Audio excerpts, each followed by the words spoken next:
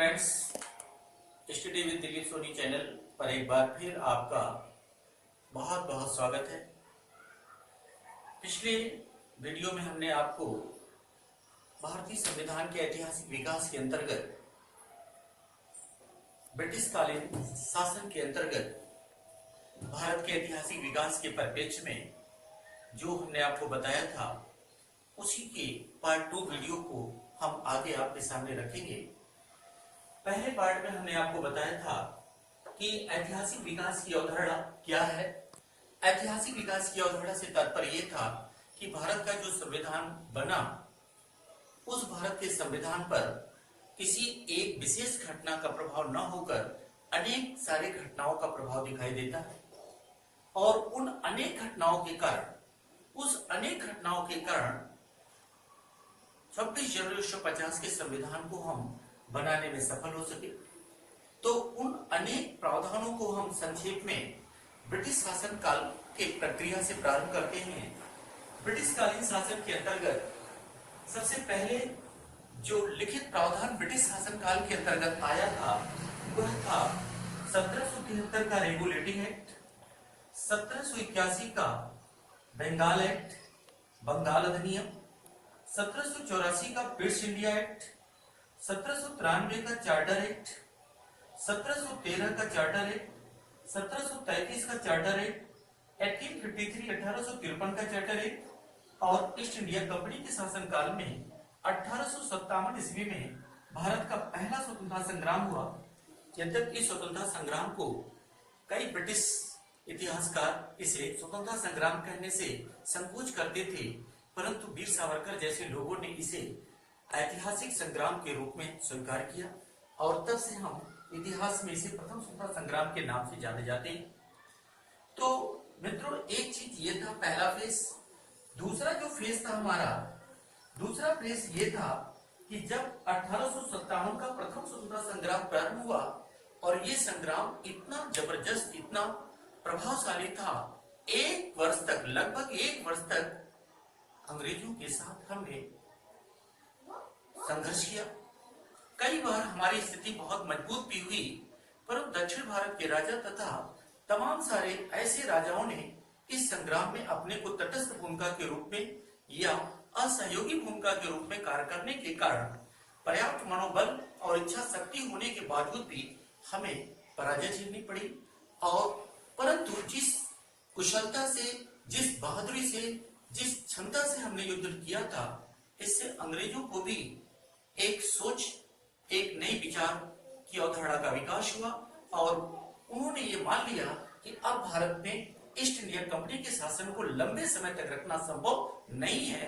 अतः east India company के हाथों से शासन या सत्ता को छीनकर तत्कालीन ब्रिटिश क्राउन को सौंप दिया गया।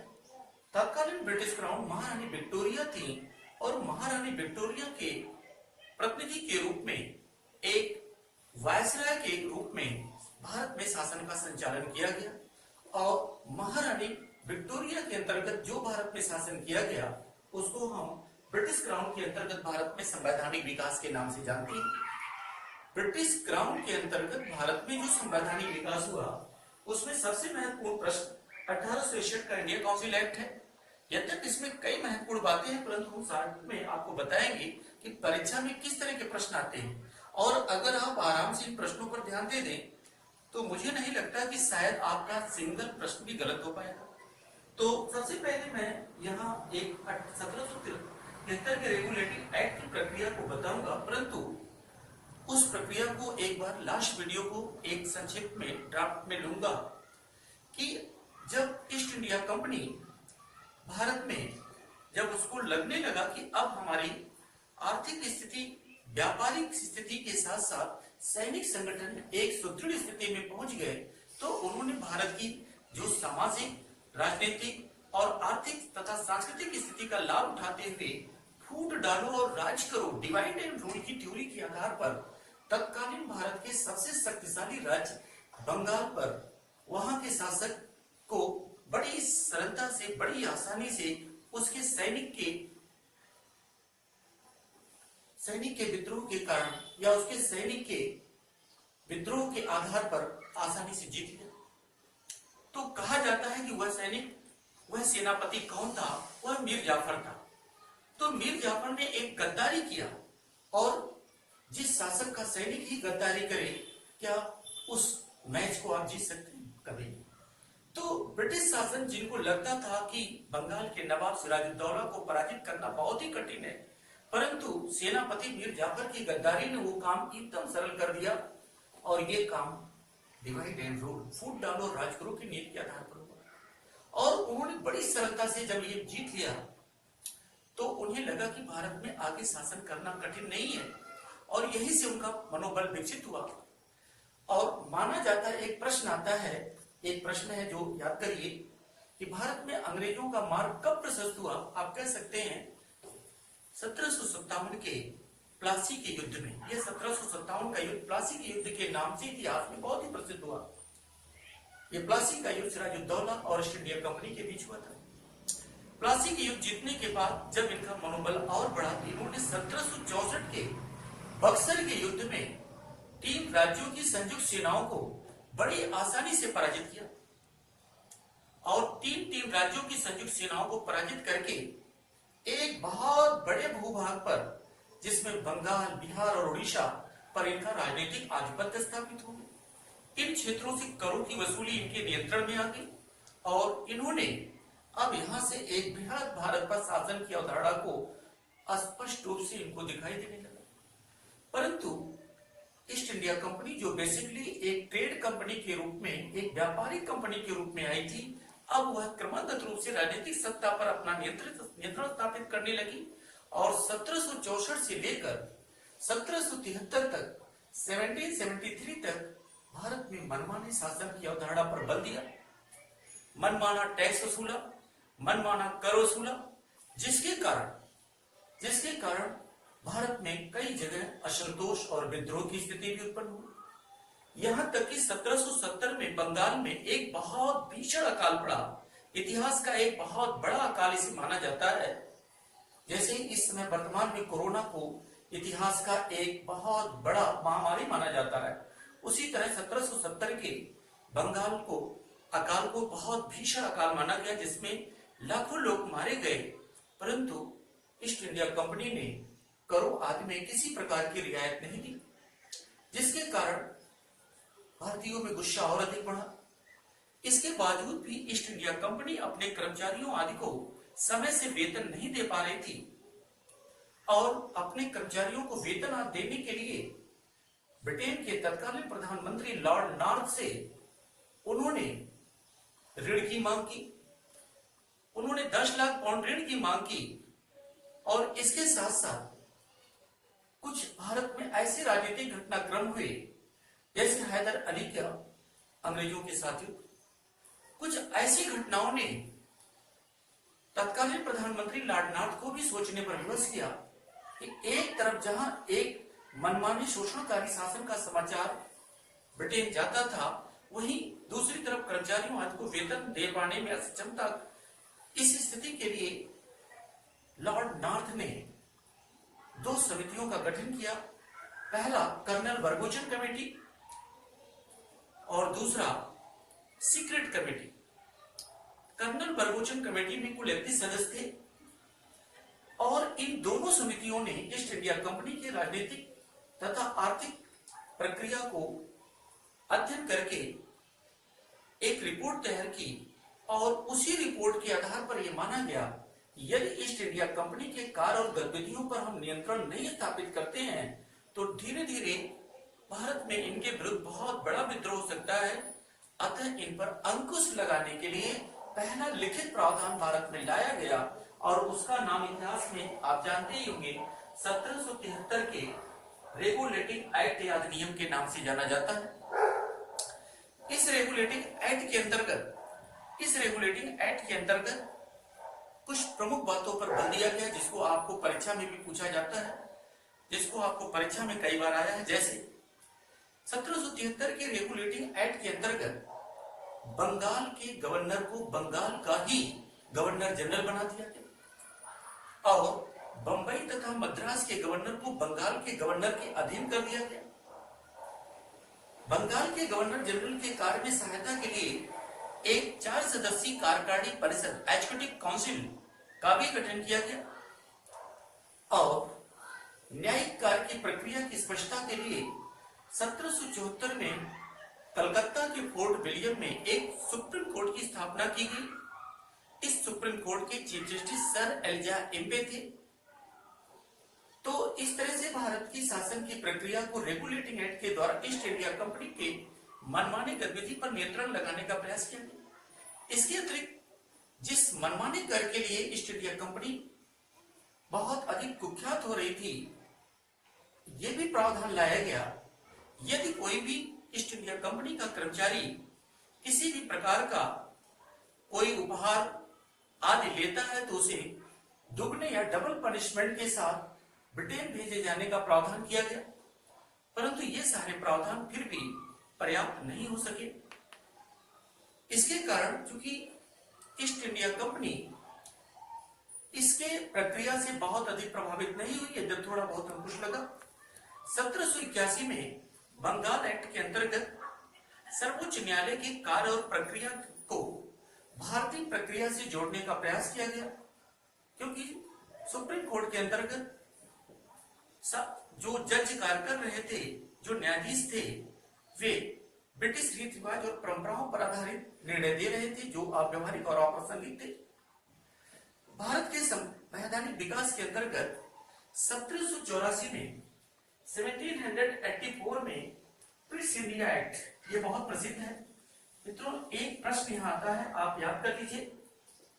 प्रिंस इंडिया एक्ट के अंतर्गत जो सबसे प्रमुख बात थी, 6 सदस्यीय एक बोर्ड ऑफ कंट्रोल, 6 सदस्यीय एक नियंत्रण मंडल की स्थापना की गई थी। और इस नियंत्रण मंडल की स्थापना का सबसे प्रमुख उद्देश्य था कि बोर्ड ऑफ डायरेक्टर, जो बोर्ड ऑफ डायरेक्टर के लोग ब्रिटेन से कार्मिकों की, कर्मचारियों की भर्ती याद करके भारत में भेजते थे, उनके मनमानी गतिविधियों पर अंकुश लगाने के लिए किया गया था। तो यहाँ एक प्रश्न और महत्वपूर्ण याद करिए कि ईस्ट इंडिया एक्ट के अंतर्गत पहली बार 6 सदस्यीय बोर्ड ऑफ कंट्रोल का गठन किया गया, जिसका कार्य था बोर्ड ऑफ डायरेक्टर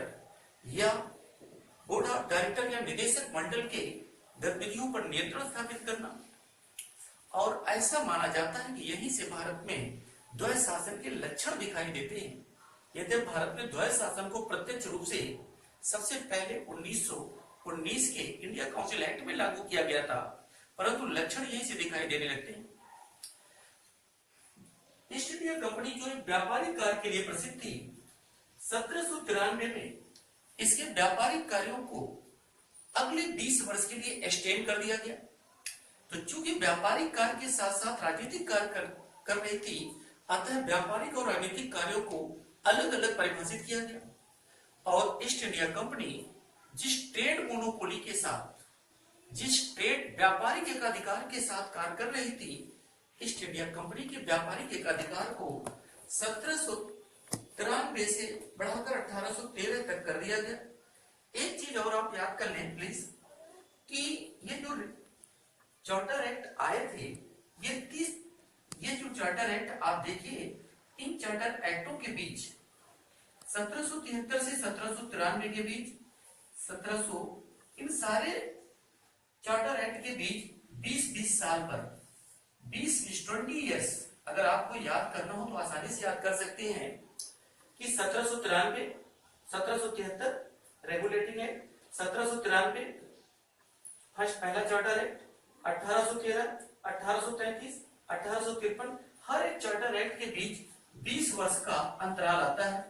तो यहाँ पर एक प्रावधान ये लाया गया था कि प्रत्येक आफ्टर एवरी 20 इयर्स, प्रत्येक 20 वर्ष में एक चार्टर एक्ट अवश्य आएगा, परंतु यदि आवश्यकता होगी तो बीच में भी नए नए चार्टर एक्ट लाए जा सकते हैं। तो आप याद हो जाएगा 1773 को याद करिए, 1773 को, और फिर 1793, 1813, 1833, 1853 बड़े आराम से आपको याद हो जाएगा। बीच में आप देखते हैं 1781 का बंगाल एक्ट, 1784 का प्रिंस इंडिया एक्ट, इससे भी प्रश्न आते हैं। तो अब हम यहाँ आते हैं 1793 के चार्टर एक्ट में किस बात पर सबसे ज्यादा बल दिया गया था। तो 1793 के चार्टर एक्ट में ब्रिटिश मोनोपोली को अगले 20 ईयर के लिए बढ़ा दिया गया। अब हम आते हैं 1813 के चार्टर एक्ट से। 1813 के चार्टर एक्ट के द्वारा, आप याद करिए, एक प्रश्न प्राय पूछा गया है, उत्तर प्रदेश पीसीएस में भी ये प्रश्न 2 से 3 बार आ चुका है कि ईस्ट इंडिया कंपनी के ट्रेड मोनोपोली को कब अंकुश लगाया गया था। कब अंकुश लगाया, अगर अंकुश आता है तो आप कहेंगे कि पहली बार 1813 में ईस्ट इंडिया कंपनी के ट्रेड मोनोपोली को व्यापारिक एकाधिकार पर अंकुश लगाया गया था।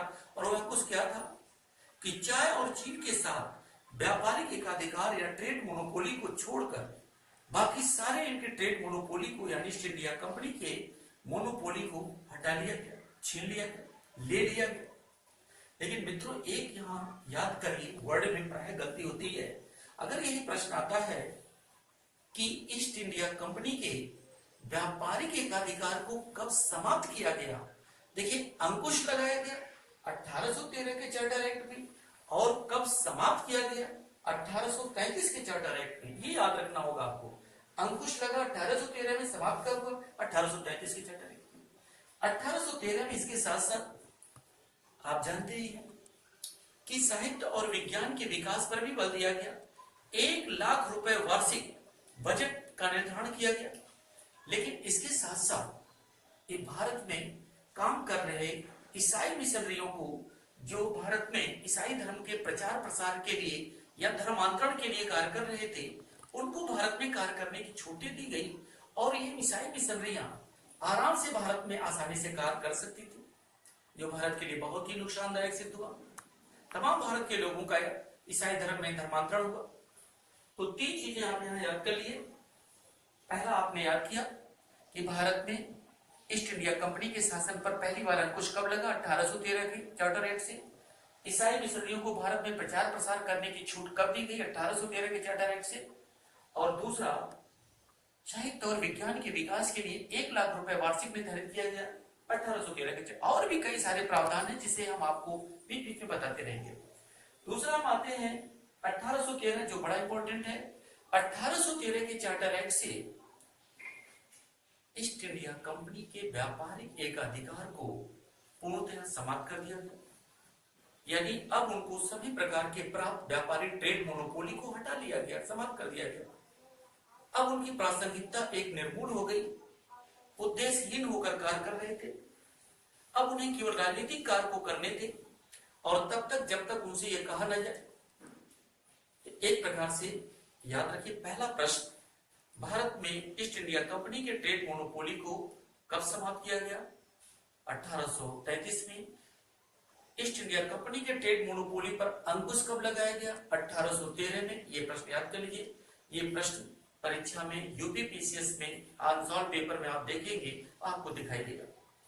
दूसरा, अब बंगाल के जो गवर्नर जनरल था, पहली बार एक नेशनल गवर्नमेंट के रूप में, एक राष्ट्रीय सरकार के रूप में एक अवधारणा का विकास हुआ। यानी बंगाल के गवर्नर जनरल को भारत का गवर्नर जनरल बना दिया गया। मित्रों, याद करिए कि भारत में पहली बार एक नेशनल बजट की अवधारणा लाई, but there was no any question. वहां किसी को किसी भी प्रकार का किसी भी प्रश्न पूछने आदि का या करने का कोई अधिकार नहीं था। दूसरा, 1833 के चार्टर एक्ट के द्वारा कई सारे अन्य भी प्रावधान लाए गए, लेकिन ये 2 प्रश्न प्राय आपके परीक्षा में आते हैं। 1853 में लॉर्ड डलहौजी के शासनकाल के अंतर्गत, लॉर्ड डलहौजी आप जानते हैं, नाम लेते हैं, डॉक्ट्रिन ऑफ लैप्स हमारे सामने दिखाई देता है। डॉक्ट्रिन ऑफ लैप्स राज्य हड़प की नीति लॉर्ड डलहौजी का एक प्रमुख सिद्धांत था, और उसने भारत के ब्रिटिश कालीन भारत के अंतर्गत उन देशी रियासतों को बड़े पैमाने पर ब्रिटिश शासन में शामिल करने का प्रयास किया, जिससे देशी राजाओं में बड़े पैमाने पर संतुष्टि भी दिखाई देती है। और जो राज्य सीधे नहीं होते थे, वहां पर बैड एडमिनिस्ट्रेशन, कुप्रशासन का आरोप लगा दिया जाता है। जैसे 1975 में भारत में जब तीसरी बार नेशनल इमरजेंसी लगाई गई थी, तो वहां पर भी आर्टिकल 356 राष्ट्रपति शासन कई राज्यों में ऐसे ही लगा दिया गया कि वहां का संवैधानिक प्रक्रिया सही नहीं थी, परंतु उसकी तुलना पूरी तरह करना उचित नहीं है। तो कुप्रशासन के आधार पर अवध जैसे राज्य को भी उसने ब्रिटिश शासन में शामिल किया, परंतु कुछ विकास की भी प्रक्रियाएं आई, जैसे रेल, डाक, परिवहन और संचार का तेजी से यहां विकास हुआ। जिससे भारतीय स्वतंत्रता संग्राम के आंदोलनकारियों को कई प्रकार की सहायता भी मिली और इसने भारत में एक कुशल शासन को यानी एक ब्रिटिश शासन के प्रति आक्रोश पैदा किया। और 1857 में कुछ ऐसे तात्कालिक कारण थे जिस तात्कालिक कारणों ने भारत में ब्रिटिश शासन के अंत का कार्य किया। जैसे 1857 में जो तात्कालिक कारण ये थे कि सैनिकों को जिस बुलेट का प्रयोग करना था वह गाय और सुअर की चर्बी से मिश्रित कारतूस के कवर, जैसे इस पेन का ये कैप है तो ये जो कैपिंग होती थी, ये जो कैपिंग बुलेट को राइफल में लगाने से पहले इसको दांत से खींचना होता था, परंतु ये जो कैप थी वह गाय और सुअर की चर्बी से मिश्रित करके बनाया गया था। और आप जानते हैं कि भारत में दो प्रमुख धर्म के लोग रहते हैं, हिंदू और मुस्लिम, और गाय और सुअर की चर्बी से बनने के कारण इन दोनों धर्म के लोगों में बहुत बड़ा आक्रोश था। अतः सैनिकों ने विद्रोह किया और ये सैनिकों का विद्रोह मंगल पांडे के नेतृत्व में मेरठ से प्रारंभ हुआ और धीरे धीरे पूरे देश में फैल गया। एक वर्ष तक संग्राम की स्थिति आई, संघर्ष की स्थिति रही। कई जगहों पर भारतीय सेनानियों ने बहुत ही महत्वपूर्ण बढ़त ली और अलग अलग क्षेत्रों में अलग अलग लोगों ने इसका नेतृत्व किया, परंतु अंततोगत्वा राजनीतिक एकता की कमी, संसाधनों की कमी और भौगोलिक तथा अन्य राजनीतिक कारणों के कारण हम एकजुट नहीं हो सके और अंततोगत्वा हमें पराजय उठानी पड़ी। परंतु इतनी बहादुरी से हमने इस संग्राम को किया जिसके कारण से हमें कई सफलता प्राप्त हुई, जिसके कारण से अंग्रेज भी भयभीत हुए और ईस्ट इंडिया कंपनी के हाथों से सत्ता छीन ली गई। और ये सत्ता छीनकर भारतीयों को तो नहीं दी गई, लेकिन सीधे ब्रिटिश क्राउन को सौंप दिया गया और ब्रिटिश क्राउन के अंतर्गत भारत के गवर्नर जनरल को ब्रिटिश क्राउन के as a representative member of British crown, as a representative member of British crown, महारानी के प्रतिनिधि के कारण उनको एक नया पद दिया गया, वायसराय का पद दिया गया। और भारत में शासन का प्रारंभ वायसराय के द्वारा होता है और वायसराय के अंतर्गत भारत में 1861 से लेकर 1935 तक कई सारे संवैधानिक विकास हुए, जिसको हम पार्ट 3 के अंतर्गत आपको बताएंगे। और मित्रों एक चीज याद रखिए कि सर्वाधिक प्रश्न जो पूछे जाते हैं वह इन्हीं सेक्शन से आते हैं। 1861 में जैसे वर्तमान भारत के संविधान के अंतर्गत आप देखते हैं, आपसे पूछा जाएगा कि भारत में कैसी शासन प्रणाली है, तो निश्चित रूप से आप कहेंगे भारत में प्रतिनिधि शासन प्रणाली है। लेकिन अगर आपसे प्रश्न पूछा जाए, ये पीसीएस में एक प्रश्न आ चुका है कि भारत में प्रतिनिधि शासन प्रणाली का विकास या रिप्रेजेंटेटिव सिस्टम भारत में सबसे पहले कब आया, तो आपका तुरंत उत्तर आ जाएगा 1861 में। लेकिन आज जो प्रतिनिधि शासन प्रणाली है वह इलेक्टेड रिप्रेजेंटेटिव सिस्टम पर है, डेमोक्रेटिक सिस्टम पर है, परंतु ये प्रतिनिधि शासन प्रणाली में कोई भी व्यक्ति निर्वाचित नहीं होता था, but they are nominated by the viceroy. ये वायसराय के द्वारा मनोनीत होते थे, लेकिन पहली बार एक प्रतिनिधि के माध्यम से कार्य करने की प्रक्रिया का प्रारंभ हुआ। दूसरा, वर्तमान भारत की शासन प्रणाली के अंतर्गत आप पाएंगे कि एक लोकतांत्रिक शासन प्रणाली का लक्षण होता है कि यदि अलग अलग कार्य के लिए अलग अलग विभागों का गठन, जैसे रक्षा विभाग, विदेश विभाग, ऊर्जा विभाग, संचार विभाग, परमाणु विभाग, अलग अलग कार्य के लिए अलग अलग विभाग के डिपार्टमेंट है। हर विभाग का कार्य मिनिस्ट्री अलग अलग मिनिस्टर्स के द्वारा किया जाता है। तो पहली बार डिपार्टमेंट सिस्टम का विभाग या प्रश्न आता है भारत में विभागीय शासन प्रणाली का विकास। भारत में विभागीय शासन प्रणाली का विकास सबसे पहले कब आया, तो आपका उत्तर होगा 1861 में। आज भी भारत के